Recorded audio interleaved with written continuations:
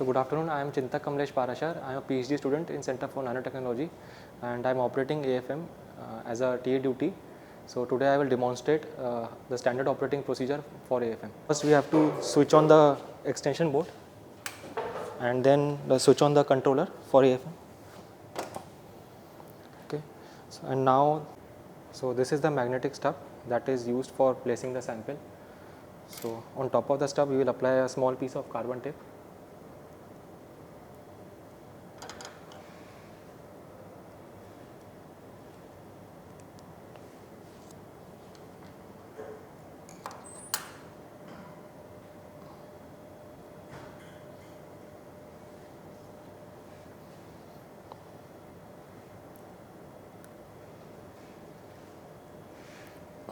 And on top of the carbon tape we will place the sample.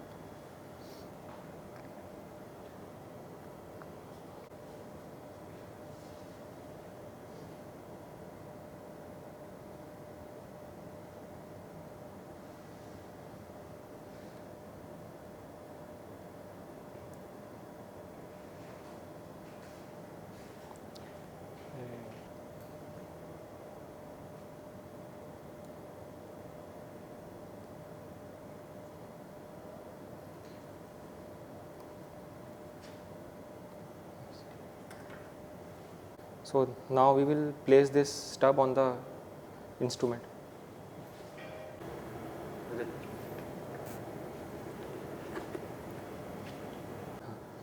So before keeping the stub, so we have made sure that tip is far away from the stage and so that it can accommodate the sample. Now we will slowly remove the microscope, then lift the stage and then slowly keep the stub here, and we make sure that there is no sudden interaction between the stub and magnetic stage. We slowly keep it from the corner and then drag it in the middle portion and then keep the head here.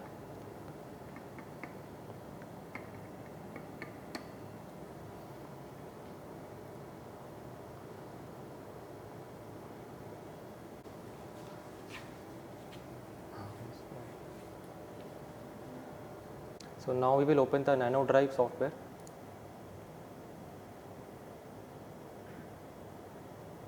So it asks for the DSP controller whether it is on. So we have already switched it on. So okay.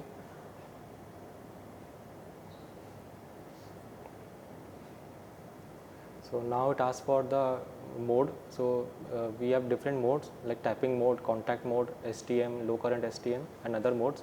So for other modes we need to change the tip and make some electrical connections. So but now we will be only scanning with the tapping mode, as we only want the topography. So we have selected tapping mode and then default Innova TM, and the scanner will be large size scanner, and as we also have small size scanner which is compatible for a very small scan area which is order of 1 micron. So now this window appears and then we also see the microscope window. So first I will just align the microscope so that we can see the top portion of the tip. So as I said that the tip is much away from the stage, far away from the sample. So it is okay now, and we can start the other things that are required before scanning. So first is we will tune the AFM tip. So we will now scan the tip. So we already know the configuration of the tip that we are using and its resonance frequency from the box, but we will again scan it to make sure that we obtain the natural frequency from the instrument. So we will keep the range from 0 to 1000 kilohertz, and we will take the input gain as 4x, and we click on auto tune and then we will click on start.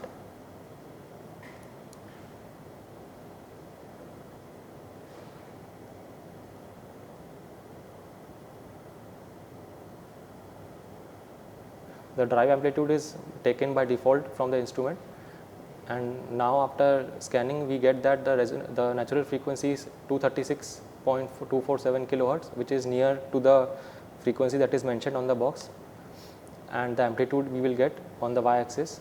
So after tuning we automatically get the set point, which is around 50 to 60% of the amplitude. So we don't need to change the set point, we only need to change it when the scanning is not perfect or we cannot get the topography for some sample, then only we change the set point. So we will close this window now, and then we will open the photo detector, the laser alignment window, then the motor stage window.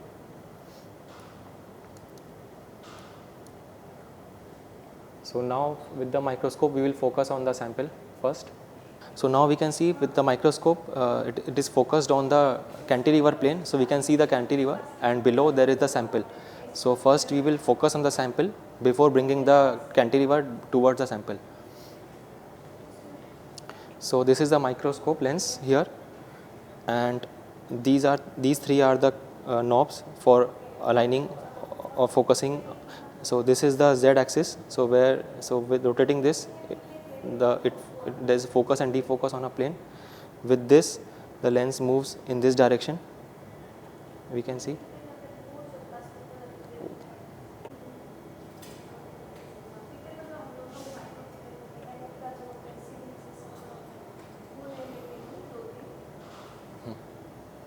So with these two knobs, this one and this one, the entire head can rotate with these two knobs. So now I will focus on the sample.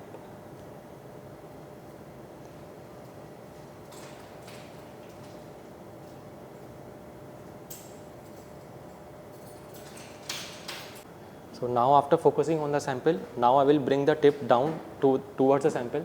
So now since I have already focused with the microscope on tip first and then on the sample, so now after focusing on sample, if I bring the tip down, I can see the tip on microscope.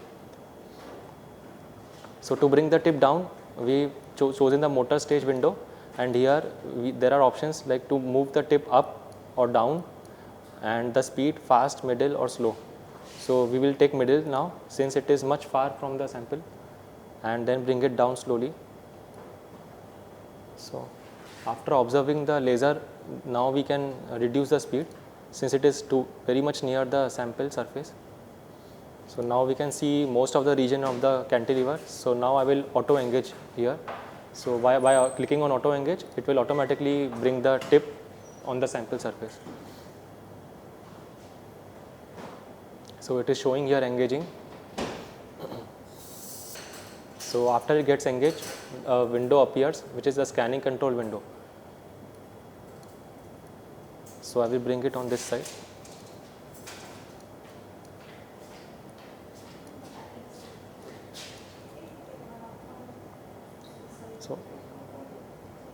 So now before starting the scan, we have to also make sure that the photo detector is in the center. So basically this is the photo detector where the laser will strike on the cantilever, and then after from the reflection from the back side of the cantilever, it will go and strike on the photo detector where the topography will be, we will get the topography in terms of the electrical signal. So these are the two knobs by which we can make the photo detector exactly at the center. So we can see that there is a green line, so that means it is already aligned. So in case if it is not aligned, suppose it has shifted towards some region. So like you can see, it is now towards the left region. So there is a red light appearing on the left side. That means it has come towards the left side. So we have to bring it at the center by these two knobs. So this knob is for aligning it on down and up, as it is written here DU, and this knob is for left and right, which is written LR. It can be seen from the portion here. So it is red now, that means it is not aligned. So I will make it align by rotating the knob.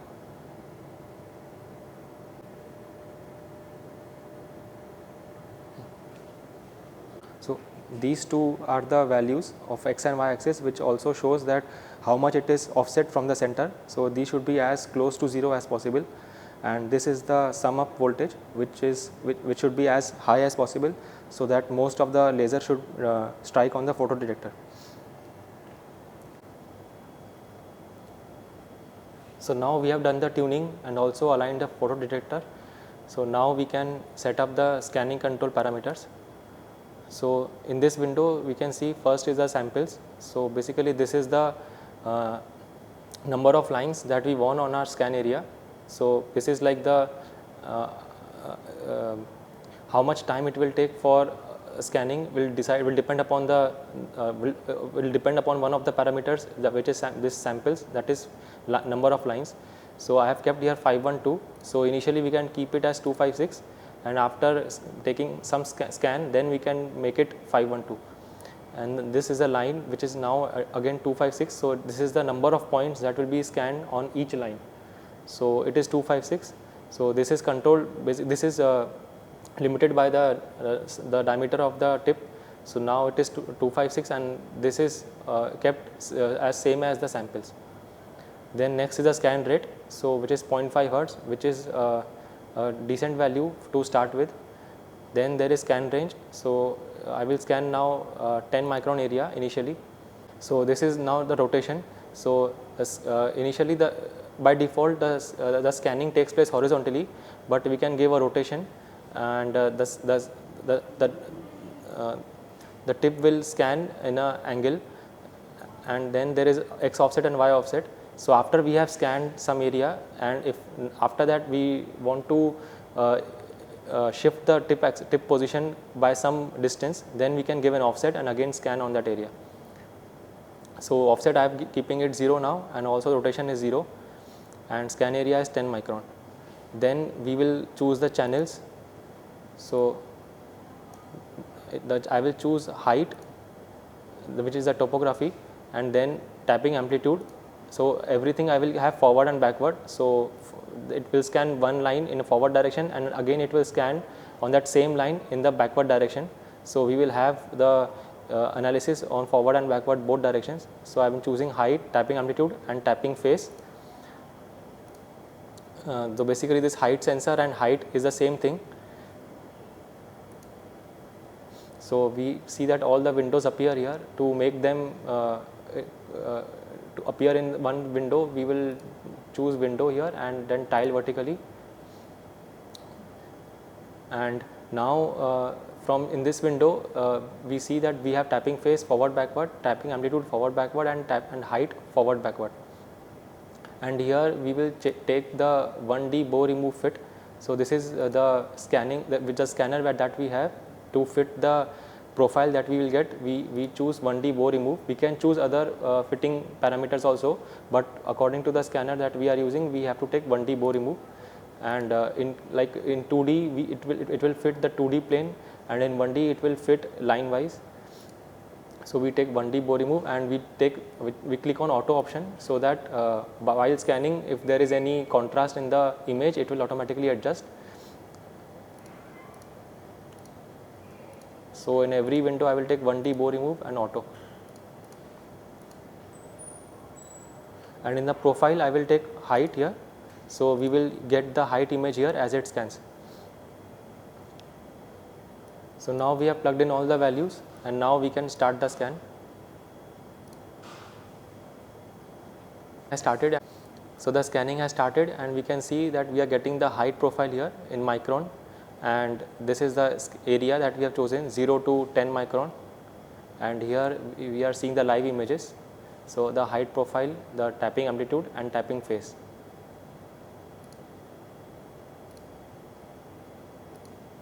So we may have to click redraw sometimes in case there is any contrast that comes in the image.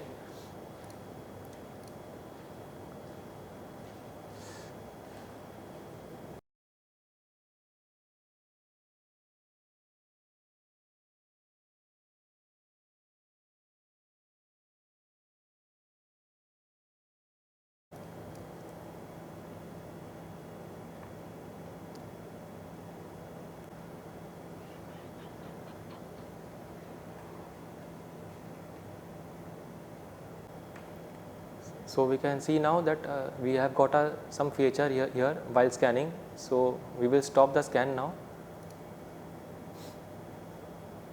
and now we will scan only on this feature which we have got. So for that we will choose scan area, then drag the image from this window or any of the windows. I will take height here and then drag it on this window and then make it full screen, and then I will select only this portion to scan. So for that I will take this option and then I will make a box and I will fit my feature on inside this box only, which I have to scan.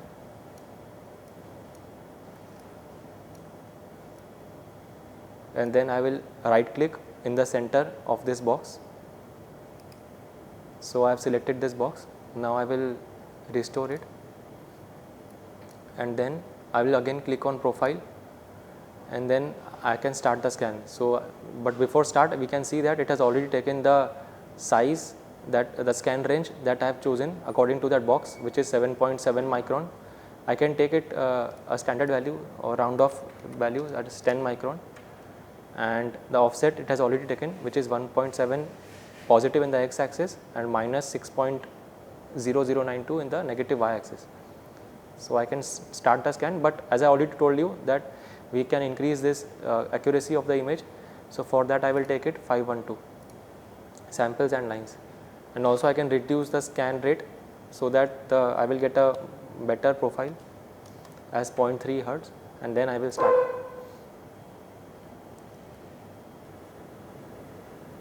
So now we have finished the scan and now we will save this. So file, save data.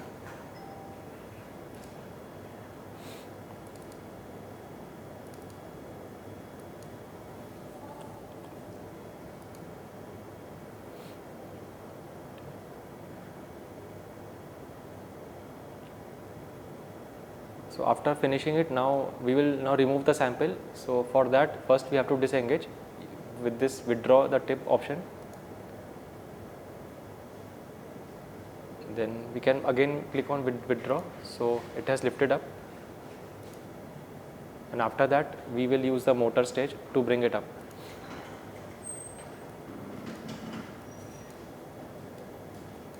So again I will slowly bring it up.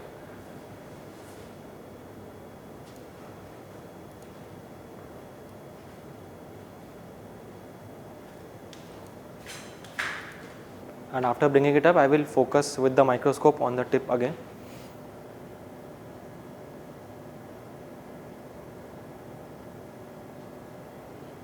So again in the same way we will remove the sample as we placed. So microscope, then lift up the stage and then slowly remove the stub.